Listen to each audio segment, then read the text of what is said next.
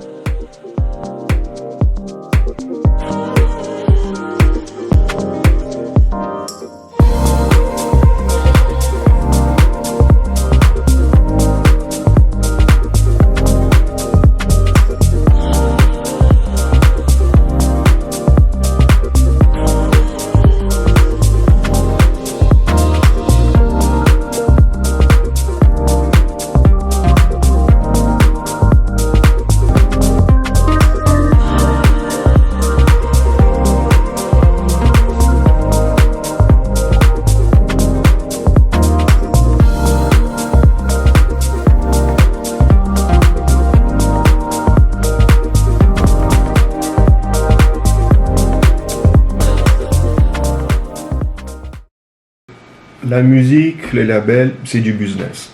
Okay. On doit le traiter comme si c'était une entreprise. Ok, hold on a second.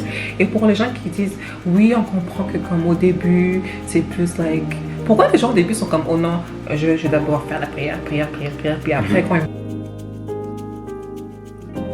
Like, okay, I know, now they want to get money out of it. Alors moi, je trouve que ça, c'est de l'hypocrisie par contre. Yeah. Parce que moi, je me dis, si tu veux te lancer dans ça, tu vas demander de l'argent. Vas-y, dès la première journée que tu lances ton business. Ok.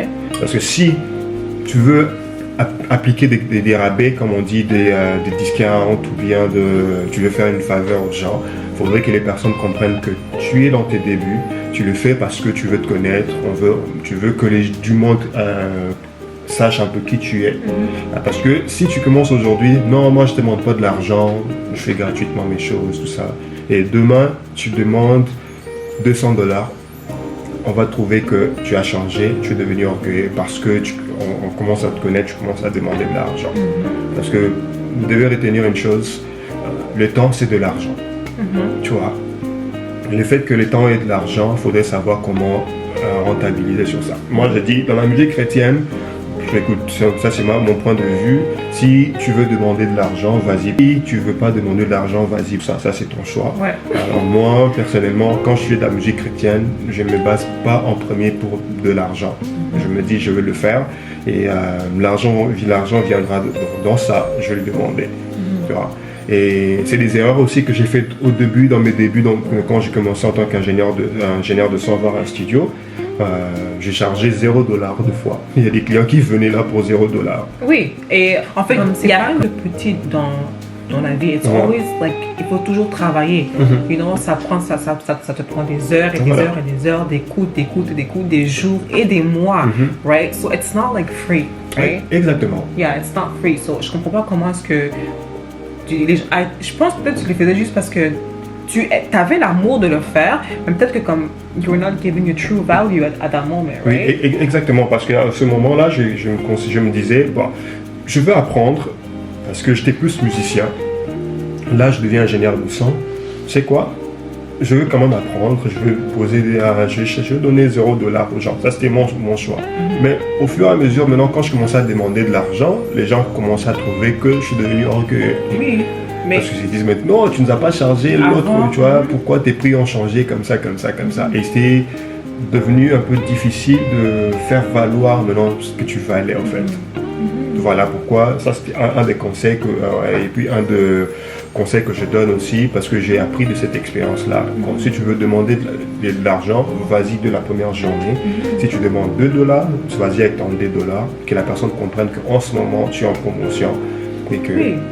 À un moment donné, admettons la durée, tu dois toujours préciser c'est quoi ta promotion. Si c'est 1 an, ben, je suis dans mes débuts, j'offre 1 an de promotion, voici ça, voici les critères. Après, tes prix vont changer. C'est ça les attentes que les gens doivent avoir de toi. C'est ça, quand tu sais like, how good you are, tu connais tes capacités, so charge according to that. Exactement. Yeah. Il faut juste que les gens puissent comprendre qu'au début, c'est sûr que t'as pas beaucoup d'expérience, mais c'est correct de charger quelque chose. Charge ce que tu vaux en fait. Exactement. Yeah. For example, you have a new job. you just finish high school. You just finish university or college. You don't have experience, but they still hire you and they still pay you. Yeah, exactement. Right?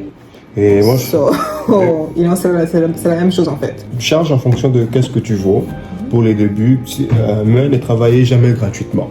Commencez avec même si c'est à $5, à $10, la personne doit comprendre que on te paye $5 en ce moment. Et puis, les attentes dans le futur, ça serait que les prix peuvent changer. Donc, tu pourrais réévaluer ton approche. Alors, pour ne pas travailler, toujours l'optique de ne pas travailler gratuitement. Je pars avec quelque chose que je sais que il faut toujours évaluer dans le niche dans laquelle vous essayez de travailler. Si dans le studio, un ingénieur est payé par exemple $50 de l'heure et que vous pensez que vous n'avez pas assez d'expérience pour demander $50 de l'heure, tu peux aller avec un $10, un $15 de l'heure. Pourvu que tu ne travailles pas gratuit. On s'en paye $50 dans ce milieu-là. Tu as zéro expérience, tu viens juste de commencer, tu veux charger du monde, ben vas-y avec quelque chose de minime. Ouais. Donc c'est ça. Oh, ben merci beaucoup, William. À toi. Merci pour ton temps. Est-ce que tu as aimé un peu? Tu as aimé? Oui, c'est bon. J'aime bien. Ouais. Ok. Merci, monsieur l'ingénieur de son. Non, je rigole. Merci beaucoup, William. Oui, merci. Merci pour ton temps. Est-ce que tu as quelque chose à dire aux gens? Juste abonnez-vous à la page qui va s'afficher en bas. Abonnez-vous et plus de commentaires. Et elle a des bons contenus qui vont suivre. Ok. Et si quelqu'un veut te contacter, voilà. Comment te contacte? On peut me contacter sur Instagram, William Madra ou King of Heaven Records Inc.